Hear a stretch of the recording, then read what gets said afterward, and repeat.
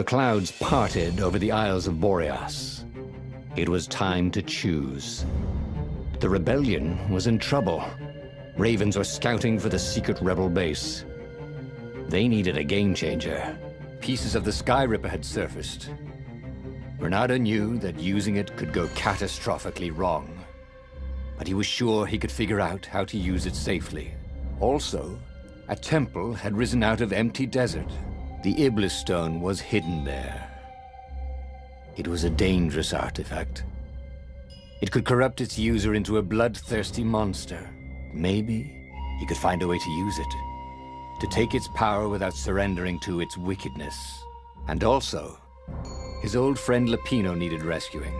Of course, Reynardo had a pretty strong suspicion that Lupino had betrayed the rebellion, and he had a gut feeling that he needed to use that to his advantage.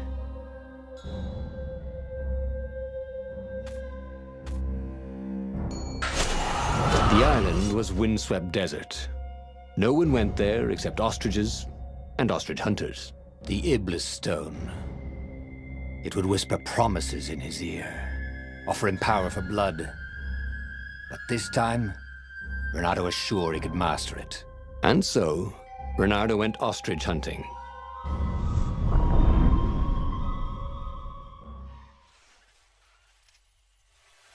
Every child could sing verses about the Sky Ripper, but ancient codices held hints of other things. A stone that ate souls, a ruby that drank blood, a jewel only a righteous man could give away. Were all these things the Iblis stone? Long hidden in a buried temple? Another ancient item that was only resurfacing now?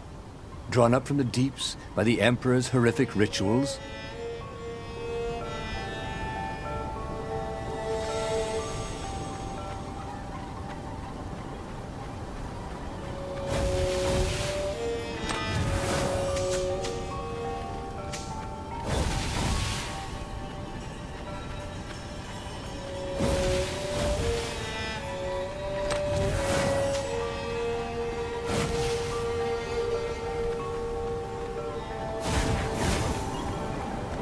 Sorry, mustache, thought Reynardo.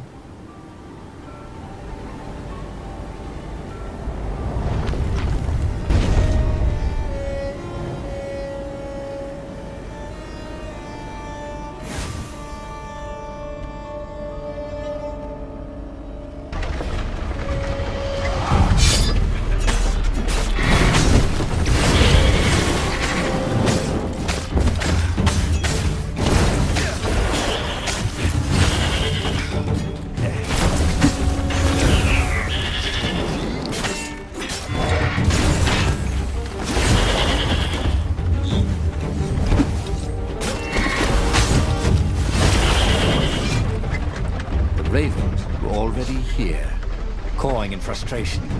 They were still searching for a way in. Good. Then he hadn't come too late.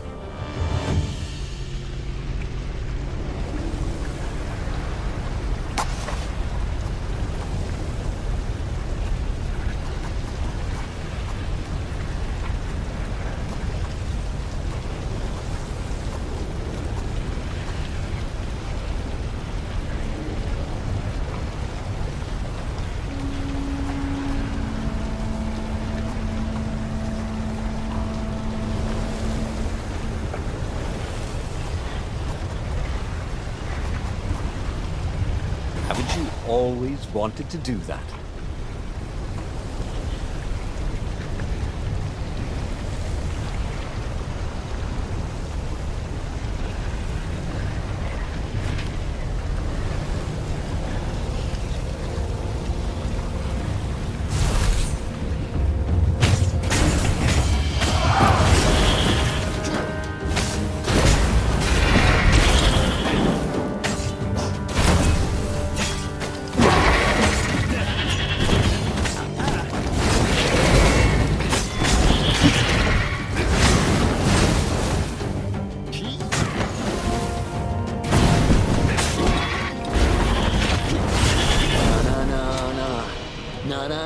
Na.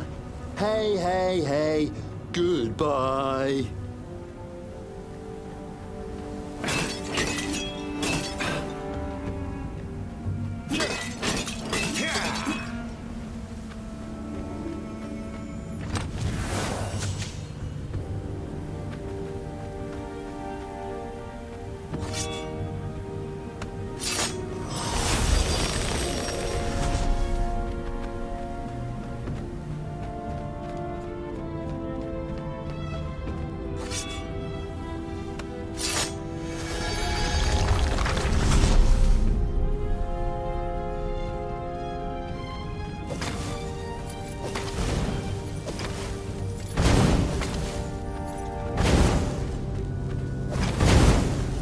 Energy cannons. The last argument of kings.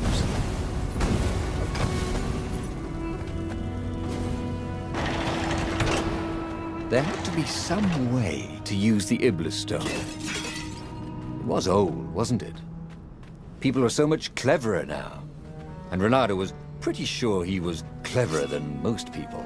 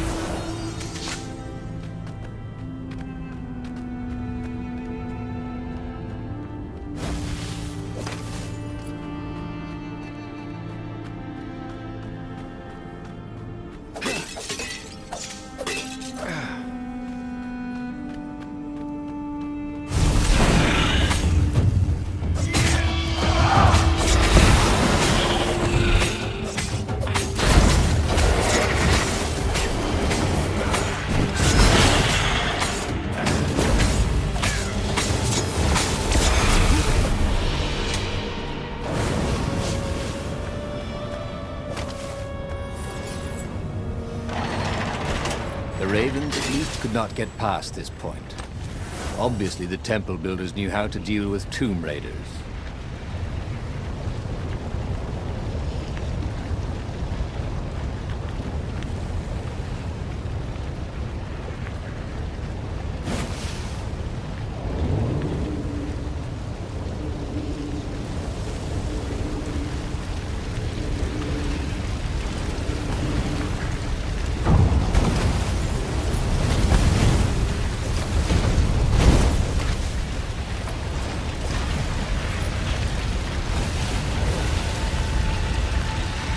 It was a stone of the purest blackness. It reflected no light, like a void made solid. Nervous, he picked it up. I can make you mighty. Who said that?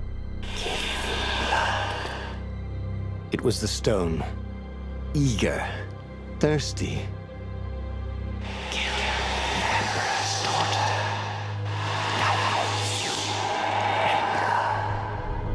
That seemed tempting and terribly wrong. Zenobia was the Emperor's greatest general and a potent witch. But they had been close once, and he had a sneaking suspicion the gem would try to control him. Why not capture the core of Sky Ripper instead? It was the eye of a lost god torn out by the transcendent Emperor to power his greatest weapon. "It's the core," said the stone anxiously.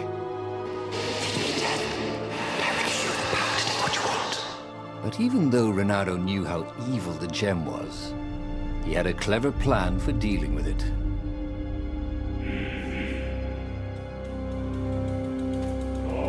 The stone bothered him. He hated being told what to do. Wasn't that why he joined the rebellion? Wasn't that why he'd refused to be a soldier? He'd agreed to come on board only if he could freelance. The stone felt a bit clingy, and he had a feeling it did not have his best interests at heart. The sage Calaveras had told him where to find the Sky Ripper, a weapon capable of challenging the gods. Even without its armature, the core would still possess great power. He would go there.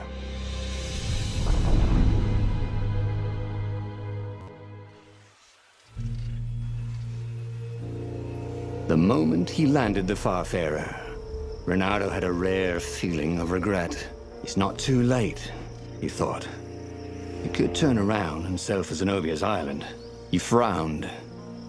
Wait a minute. He didn't want to kill Zenobia, did he? Sure, technically she was the enemy, but they'd been at Sword Food School together. They'd never been lovers, but somehow they'd been closer.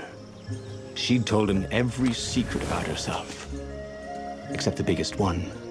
That she was the Emperor's daughter. Whispered the stone. Before it's too late.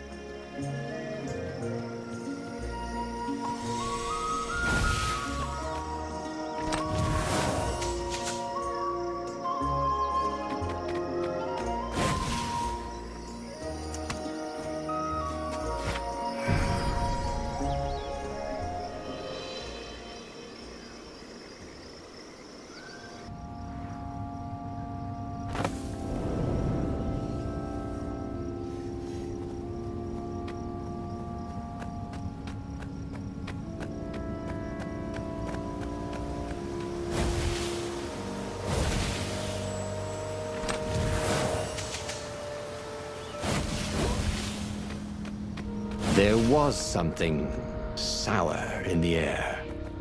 Like the earth had ruptured over something that had been fermenting for a very long time.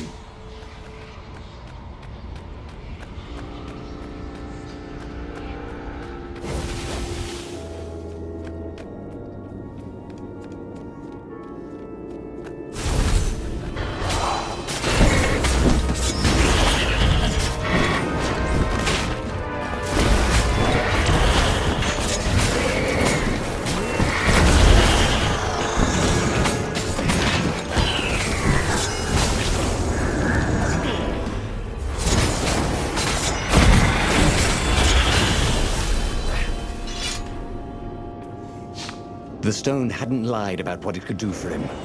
With each raven he cut down, he felt a jolt of power flowing into his arm.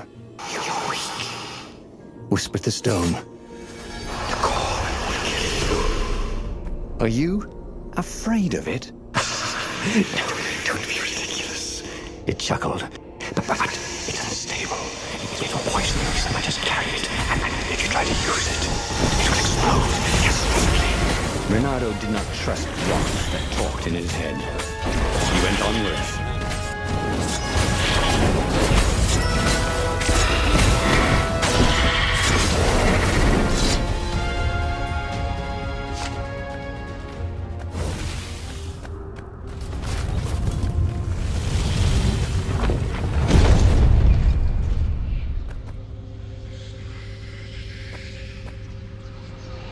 As he approached the core, the stone became hysterical. "No, it's too much power.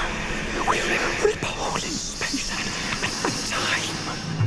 He had a sudden vision of plunging his gauntlet into the core and dying in anguish. That wasn't his vision, was it? The stone had sent him its darkest fears, hadn't it? He had a sudden impulse to do exactly that. He raised his right fist and plunged it into the core. There was a rush of light. He thought he could hear the stone screaming. And then he passed out. When Reynardo came to, the core was gone. But the Iblis stone was no longer black, but glowing with a blue light. And it was silent. "I can't hear you," he sang out, and "You?" It didn't answer. "Ha!" he said. He had defeated the demonic gem with the power of his mind. He felt invincible. It was time to attack the Imperial outpost on the Nexus. Take the battle to the enemy. But among the huge crystals, there was also an observatory. A wise man would probably ask the scientists exactly what he had first. How wise was he?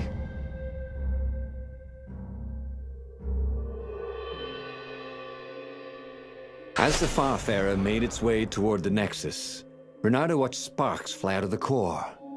The Iblis stone sucked them in hungrily. You'd think the stone would want this kind of power, wouldn't it? Thought Reynardo. Well, the scientists would explain it all. This time, Reynardo was sure he'd figured out how to use the core safely.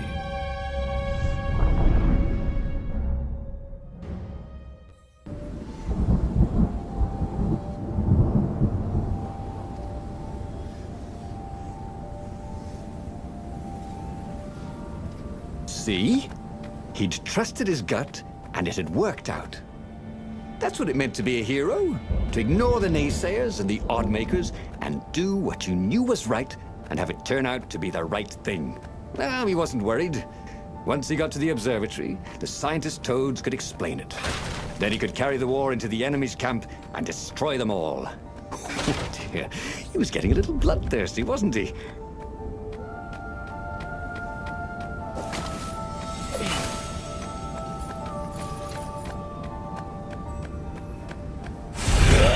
You shall not pass!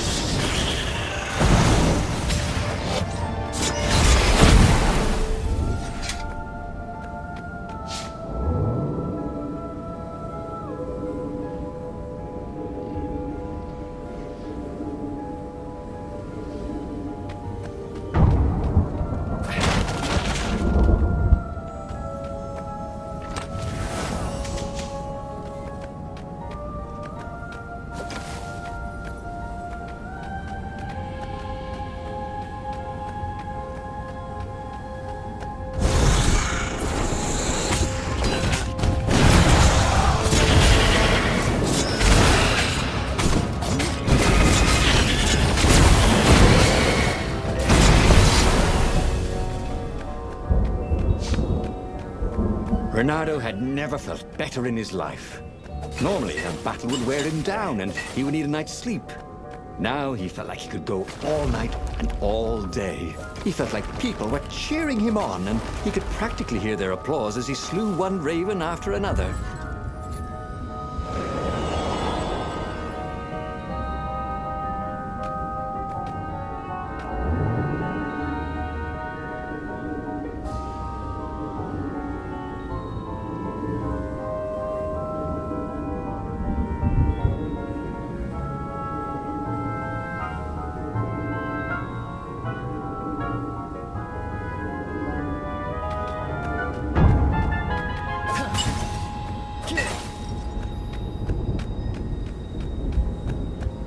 The Iblis Stone and the Skyripper Core. Two artifacts from the time of legends. Reynardo was becoming a legendary hero, wasn't he? He had enough power to save the rebellion, but he had to understand this power, so he would not misuse it. Reynardo was no physicist, but he could have sworn something was wrong with the trajectory of these cannonballs.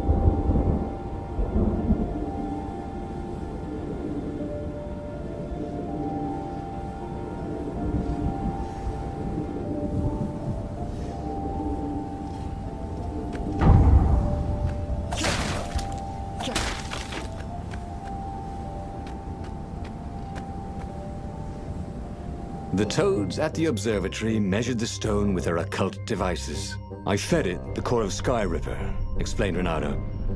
No more feed me blood and souls. But the core is not an unlimited energy source, said one toad. Another said, There's a feedback loop, you see, which could overload the stone. Yeah, the stone doesn't actually feed on souls, claimed a third. but on pain of killing another sentient being. If you can truly be at peace with yourself, it would not overload. This was all very confusing. At peace? Yes, the mountains were peaceful and quiet, but he now had the power to turn the tides. He should report to the Rebellion Council and prepare for the decisive battle.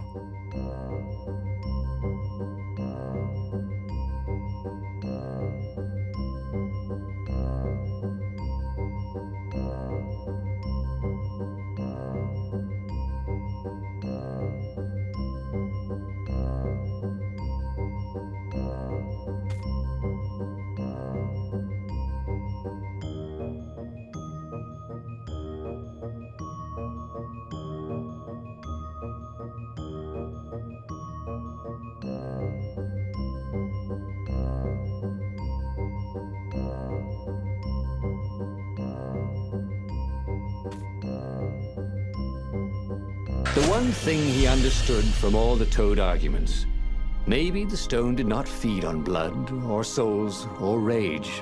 It fed on empathy. It fed on the pain he felt when he put an end to another being's existence. Even if that other being was a raven intent on killing him. If he could find peace, then he could use the power of the Iblis stone without being taken over by its evil. Yes, That was the way to defeat the Iblistone. The mountains. He would go to the mountains. He could find peace there.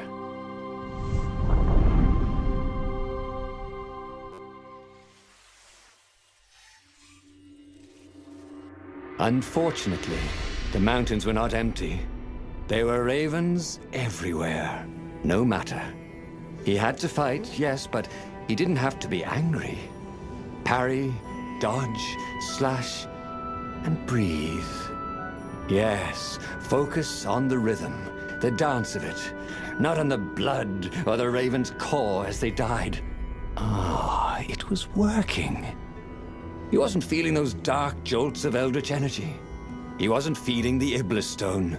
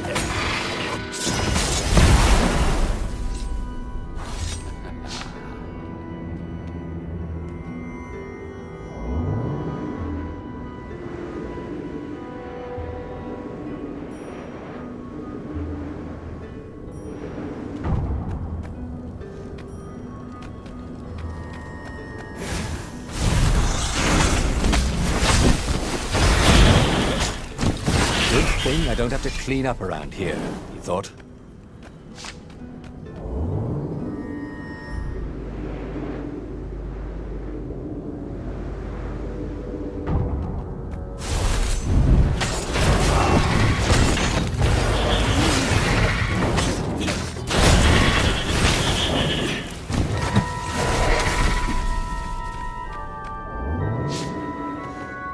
The stone was still silent.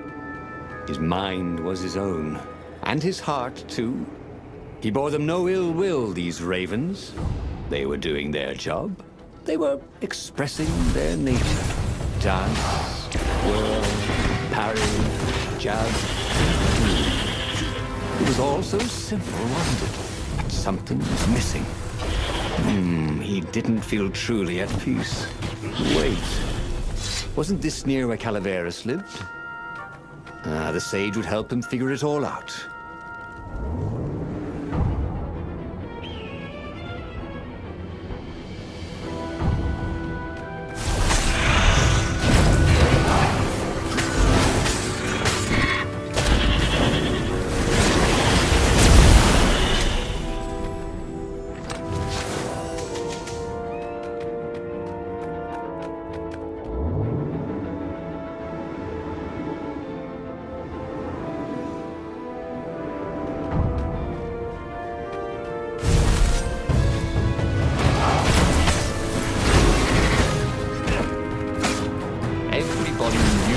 Trust the raven further than you can throw one. But vertical drop count.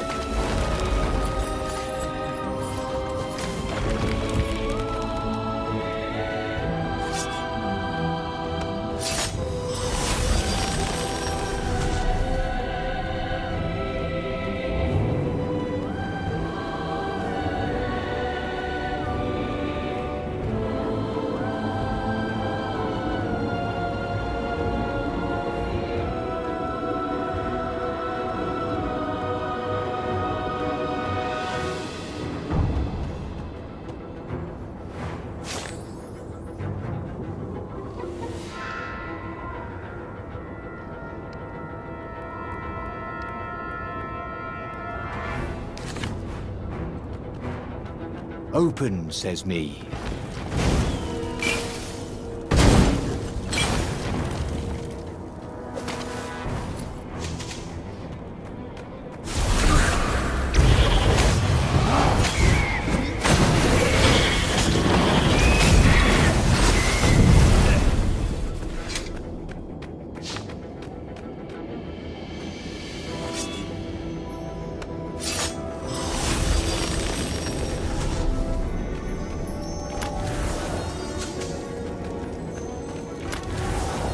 Once, Reynardo had opened a chest, and a jack-in-the-box jumped out. Jack-in-the-boxes, they gave him the Wiggins.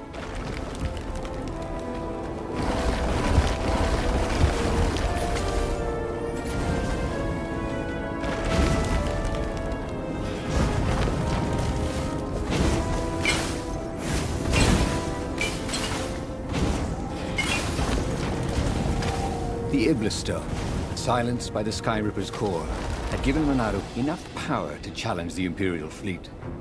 But what Reynardo was seeking was inner peace. The rebellion was on the verge of extinction, but it would have to wait.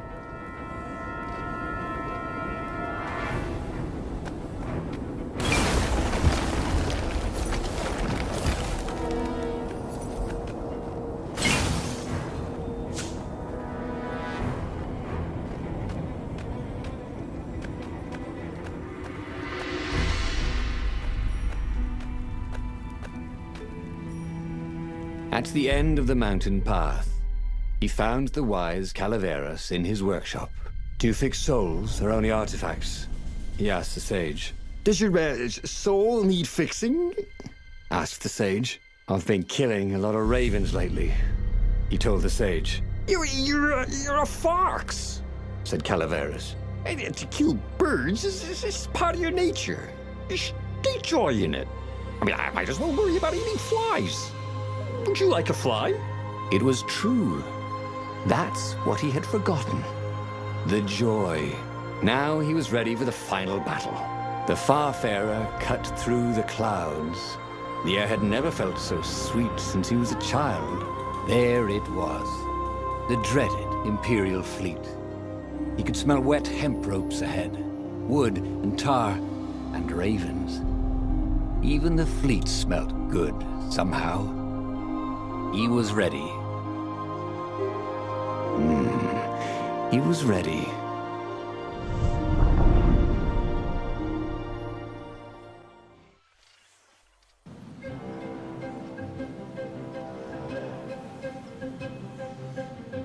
Reynardo had it all squared away in his head.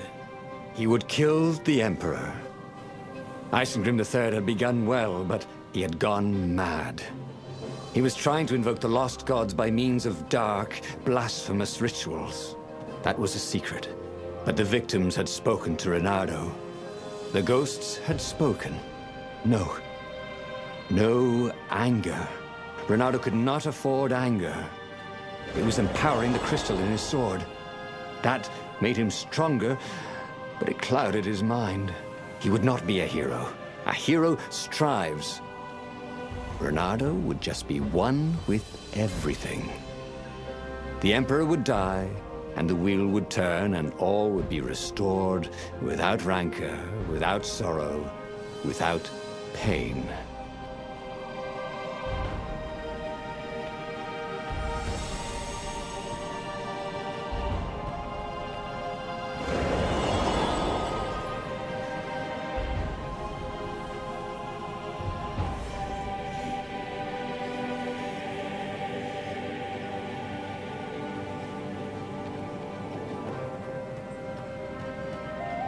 The portal was heavily guarded. It must go someplace they really didn't want him to go.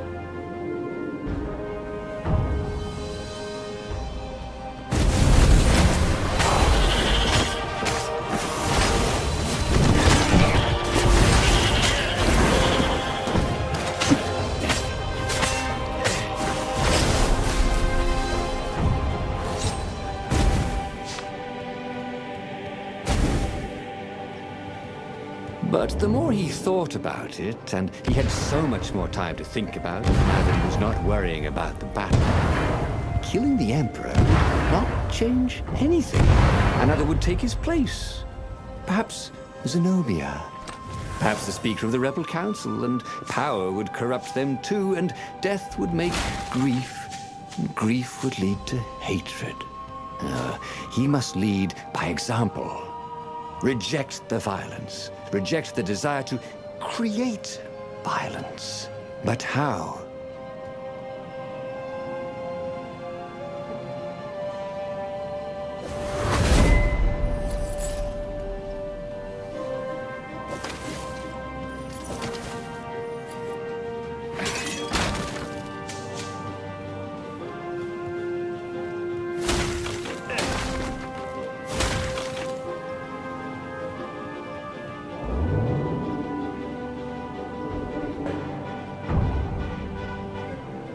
Say, how do you guys fix the life insurance?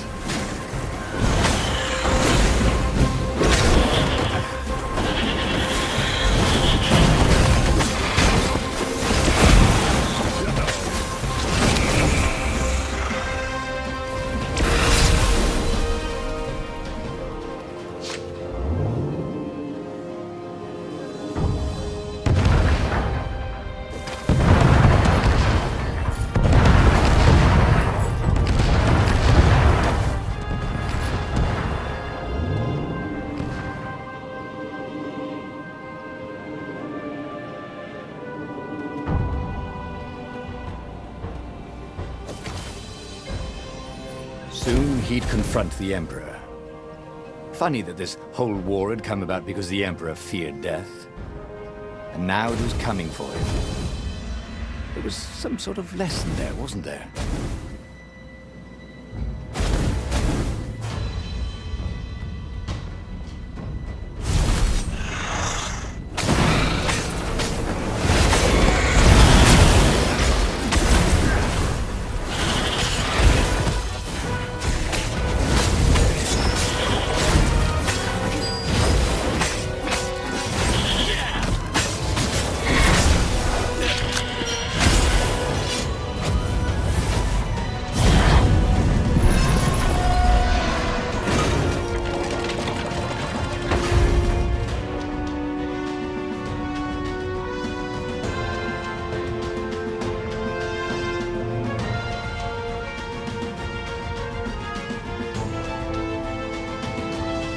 Finally, he came to the Emperor's ship.